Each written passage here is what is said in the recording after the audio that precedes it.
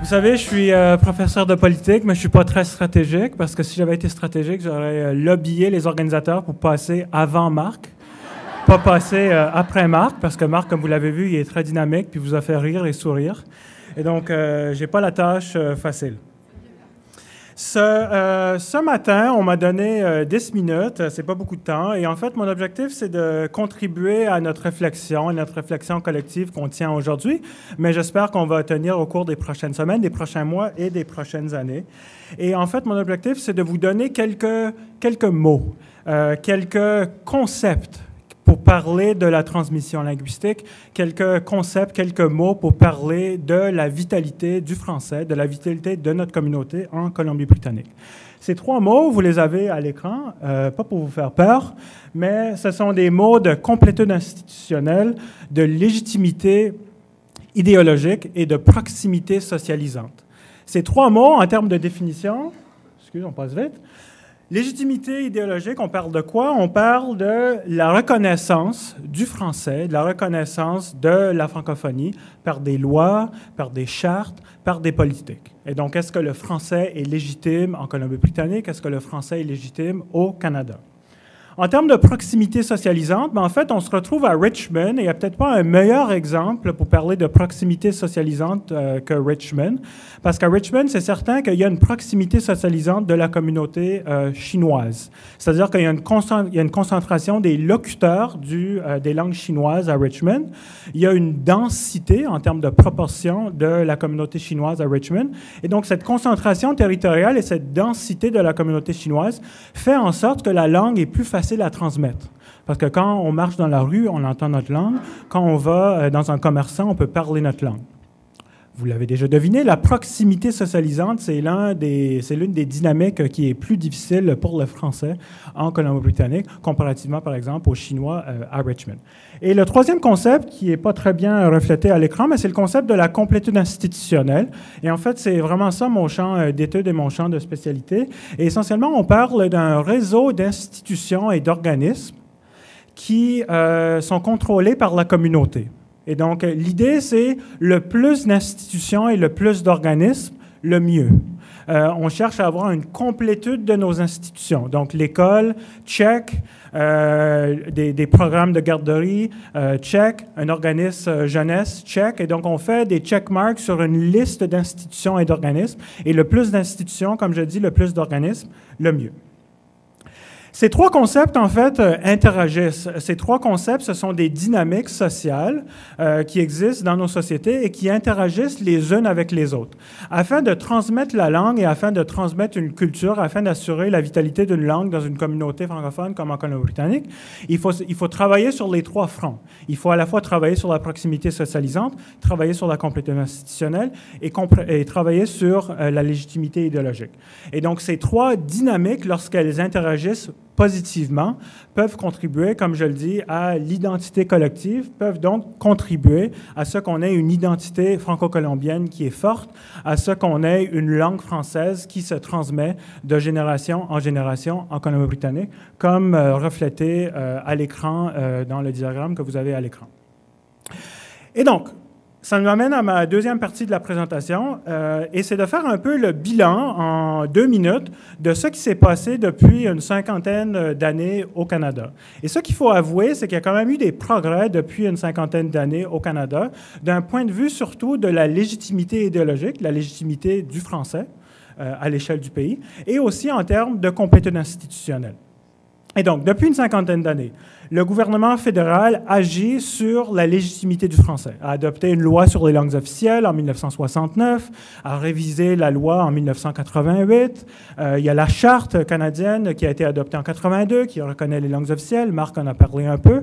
Et donc, le gouvernement fédéral agit sur la légitimité et on souhaite que le gouvernement fédéral va continuer à agir sur la légitimité dans les prochaines années avec la modernisation de la loi sur les langues officielles. Ensuite, depuis aussi une 50aine d'années, le gouvernement gouvernement fédéral notamment, appuie la complétude institutionnelle. Il y a un transfert d'argent d'Ottawa vers les organismes communautaires. Ces programmes de soutien existent depuis les années 60, donc depuis une soixantaine d'années. Et donc, au début, il y avait Patrimoine canadien qui offrait un soutien à cette complétude institutionnelle, mais depuis, au fil des années, dans les années 80-90, il y a d'autres ministères qui ont aussi commencé à contribuer à la complétude institutionnelle de la francophonie en Colombie-Britannique, mais des francophonies ailleurs au pays. Donc, vous les avez à l'écran. Le ministère de la Justice transfère certains fonds envers la complétude institutionnelle, la santé, emploi, développement social, immigration, etc. Donc, il y a plusieurs ministères fédéraux qui appuient aussi la complétude institutionnelle de la francophonie en Colombie-Britannique. Et il faut quand même le reconnaître à l'écran que le gouvernement provincial fait, lui, sa très petite part pour contribuer à la complétude institutionnelle de la Colombie-Britannique. Et je pense qu'on souhaiterait, qu'on aurait à souhaiter comme communauté que le gouvernement provincial en fasse davantage pour appuyer, un, la légitimité du français en Colombie-Britannique, mais aussi, deux, appuyer la complétude institutionnelle, nos institutions et nos organismes sur le terrain. Donc ici, je vous montre une image d'un journal, en fait, qui est un journal franco-albertain. Le journal La Survivance, et donc on est déjà à une autre époque, hein, vous le reconnaissez par le nom du journal. À l'époque, il y avait ce journal qui existait, en fait, qui était publié à Edmonton, mais la communauté franco-colombienne qui n'avait pas encore son journal, parce que le journal Le Soleil a été créé en 1968, donc pendant 7-8 ans, la communauté franco-colombienne avait une page dans le journal La Survivance, et le journal La Survivance était distribué en Colombie-Britannique. Il y avait environ 3000 copies qui étaient envoyées d'Edmonton en Colombie-Britannique et ensuite qui étaient distribuées dans les foyers francophones de la province. Et en 1964, la Fédération des francophones de la Colombie-Britannique, qui avait un autre nom à l'époque, vous avez son nom à l'écran, célébrait le fait qu'elle avait reçu pour la première fois un financement d'un gouvernement qui lui permettait d'embaucher un employé. Et donc, c'est en 1964 que la francophonie en Colombie-Britannique a eu son premier employé. Ce qui, aujourd'hui, peut paraître assez surprenant parce qu'on est plusieurs employés en francophonie dans la multitude d'organismes et institutions qui existent. Mais en 1964, c'était la grande nouvelle. La Fédération des francophones avait réussi à embaucher son premier employé grâce à une subvention de 24 000 sur 3 ans. Donc, 8 000 par année pour 3 ans et 24 000 à l'époque, quand même, 24 000 sur 3 ans, avait permis à l'embauche d'un premier employé de la francophonie.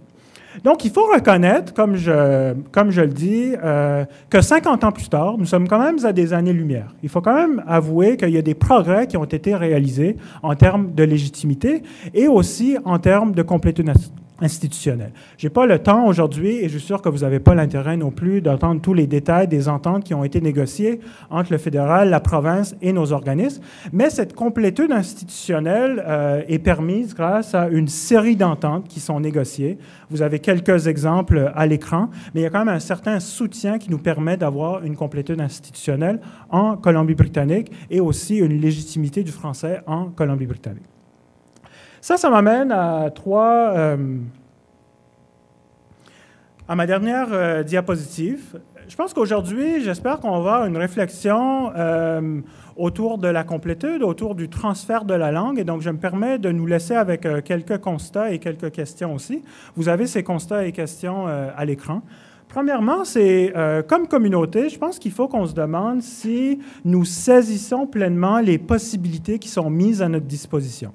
Oui, il y a une légitimité du français, il y a des ententes qui sont conclues, mais est-ce qu'on profite pleinement? Est-ce qu'on saisit pleinement les occasions qui nous sont offertes comme communauté francophone en Colombie-Britannique? Saisissent pleinement dans le sens que est-ce qu'on maximise les ressources, les cadres, la légitimité du français afin de nous donner le plus de chances possible pour transmettre le français en Colombie-Britannique? Sommes-nous satisfaits aussi des façons dont notre conseil scolaire et dont aussi notre réseau associatif ces 37, 38 organismes qui constituent la complétude institutionnelle de notre communauté, sommes-nous satisfaits de les façons qu'ils saisissent les opportunités qui sont offertes par le gouvernement fédéral et les quelques opportunités qui sont offertes aussi par le gouvernement provincial?